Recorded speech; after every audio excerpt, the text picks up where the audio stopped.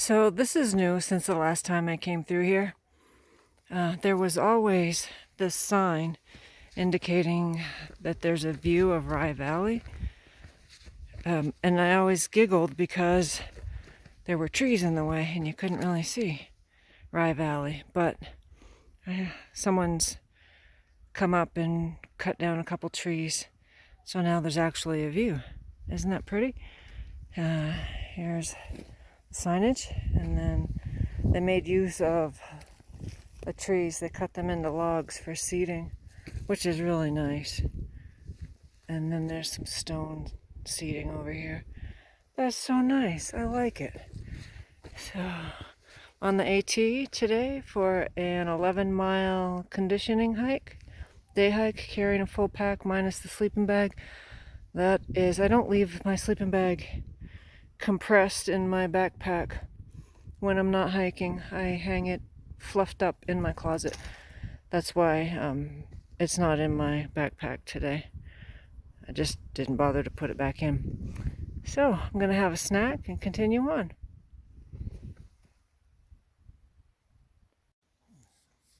So here's the trail, and right off the trail there's a campsite, which would not be a bad spot if the creek were running. It looks dry right now, so there's no water here, but I'm not sure how far it is to the bridge where there is water. So if you were northbounding, you could camel up at the bridge and then hike on up here and tent for the night. Not bad. It's a beautiful day. I've been hiking downhill for a while, and in this like ravine or valley, slopes on either side. It's a nice day. I think I'm almost to the bridge, which will put me at like 5.3 so far. This is a nice section. So the tread's been intermittent, rocky, soft dirt, a little climb, a little downhill. It's pretty nice. So it's predominantly descending southbound.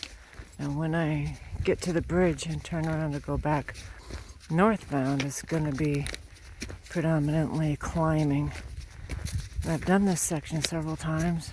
I don't like that climb. The only time it has not bothered me was when I had a thru hiker with me for that section, and we were able to carry on a conversation, and that helped pass the time, so I didn't notice the climb so much. It's not so much that it's really steep, it's just long and boring.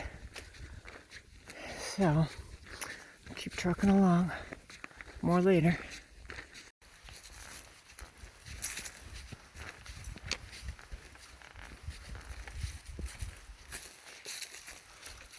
There's a little campsite in here, a tent site, fire pit, seating, tent site, and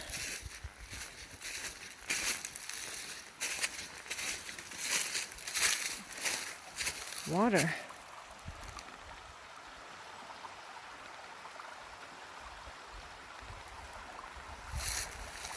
So you could probably fit 2 tents would be comfortable, 3 would be okay. Maybe 4 if someone wanted a tent over there. It would be tight, but it would be doable. Oh, you could put a couple in here too. It's right on the trail. So, more later.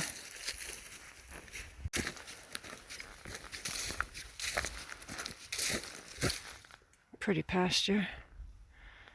Mountains in the background. Appalachian Trail. Isn't it pretty?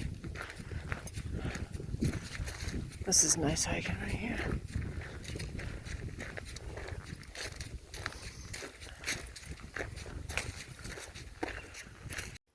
Indicating a turn.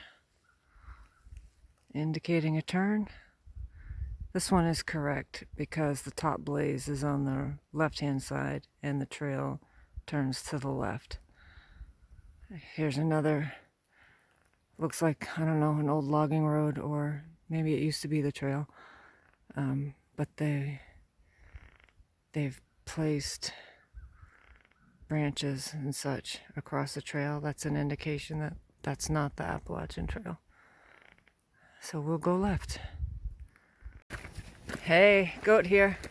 So, carrying a Z-Pack backpack today. And by the end of the day, I will have carried this for about just under 20 miles. Enough to know that it's definitely not as comfortable as my ULA. My shoulders feel great in this pack, but my lumbar, I feel like I'm carrying a cinder block on my lower back, and it's feels like I'm carrying plywood on the rest of my back. So while I can fit more into it, and it's more waterproof than my ULA, it's definitely not as comfortable. Excuse me.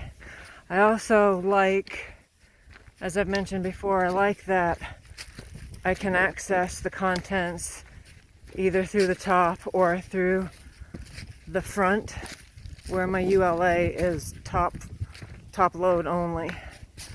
So I'm going to reach out to a friend of mine who also carries a Z-Pack and see if he can help me with any adjustments, or if he has any suggestions.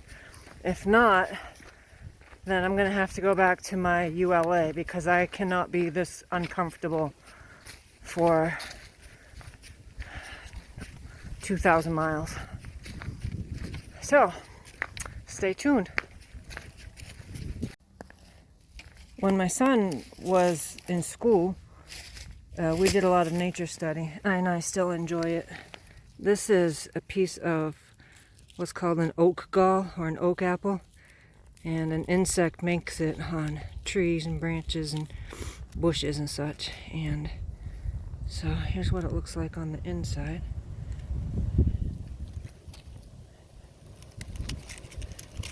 It's kind of papery. I like when I find a whole one. It's just kind of neat.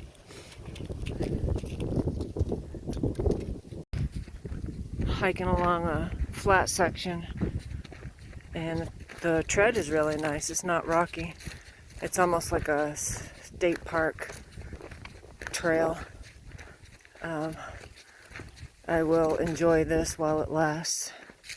Rocks and climbs are coming, but thankfully this 4-mile section of trail, the tread varies, and each type of tread isn't terribly long. So like, I don't have to walk on rocks for a long time, and I don't get a nice flat tread for a very long time.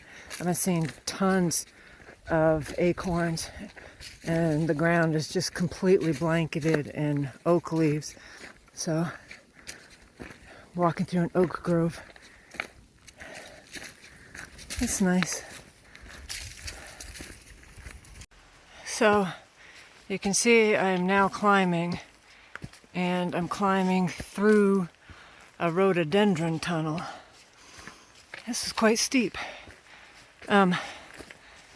Yeah, see, there's not much visibility. Not my favorite. I'm very used to it. I've hiked through plenty of miles of this. I just prefer open spaces. But I wanted to show you how varied the trail can be. I found a whole one.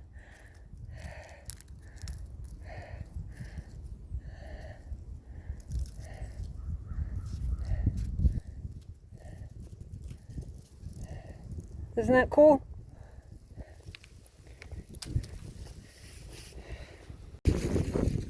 Now the trail is rocky. I met a southbounder a little ways back. I tried to offer him a Snickers, but he wasn't interested.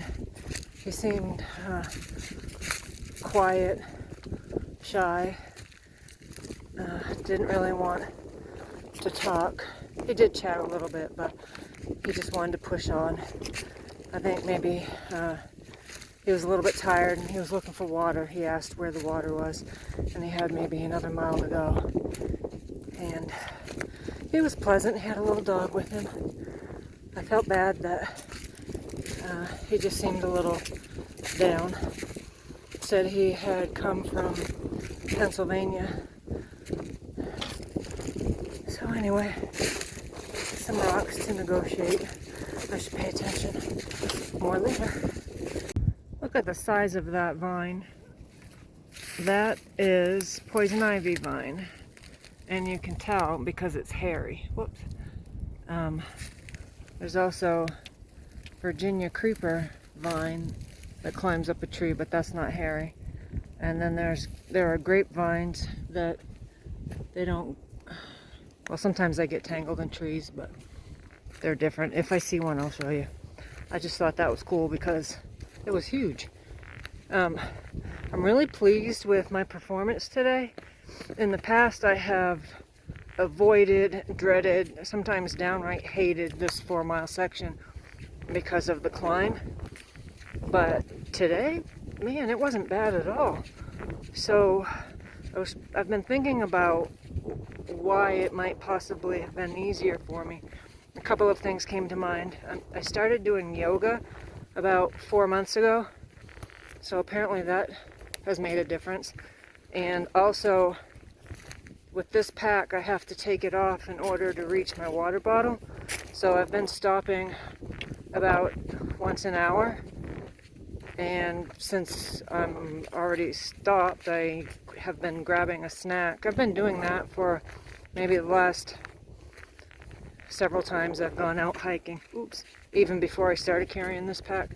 So I think getting a little bit of food in my system, a snack every hour, and making sure I'm staying hydrated has helped, in addition to the things I've learned in yoga, like paying attention to my breathing and connecting to the moment. So I'm just really excited about that. More later. So I'm coming onto the road. It's taken me about an hour and 45 minutes to hike 4 miles, which I normally allow myself 2 miles per hour, and then I add an hour to the day for eating. So to do 4 miles in less than 2 hours, that puts me ahead of schedule. And especially with the climbing I had to do today, I'm like, yay, go goat, making progress, which makes me very happy. So coming up onto the road, VA 601, just a gravel road, gets very little traffic. There's my blaze. I'm on the right trail. More later. This is forsythia, and it will, when it blossoms, it'll be tiny yellow flowers. It's really pretty. It's one of the first flowers of spring. And right there is a bird's nest. That's pretty cool. I don't know if any birds will come back to it this year or not, but I thought it was cool. I'm almost done for the day. This is Goat signing off. Remember to hike your own hike.